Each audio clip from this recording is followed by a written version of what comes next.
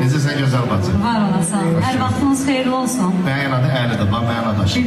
Bilirəm. Adı köməyi olsun. Amin. Hər biriniz xoş gəlmişsiniz, səfa gətirmişsiniz.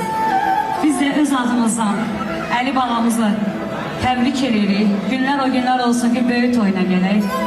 Həqiqətən də gözəl bir ailələr buradadır. Hər birinin evində, bax elə bu məkanda, gözəl toylarında olmuşam. Çox şadam.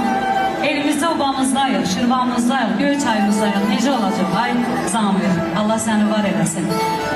Hə, Rəhman qardaş, sən sənətkar qardaşsın. Allah səni var eləsin, gözəl ansambluna. Mən dəyərli sənətkar bacımı, Nigar bacımı salamlayıram. Gözəl həmkarı, Bürhan, Allah səni var eləsin.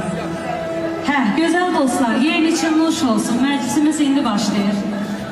Valla biz bu kanala gələndə ülgüsüz, sonra necə deyim, o mənim bir dənə də qardaşım var da, onsuz olmur ki, Allah sizi var eləsin, Ülvi. Allah sizləri var eləsin, qardaşlıqdan əksik olmayasınız. Teymur, sən də var olasan.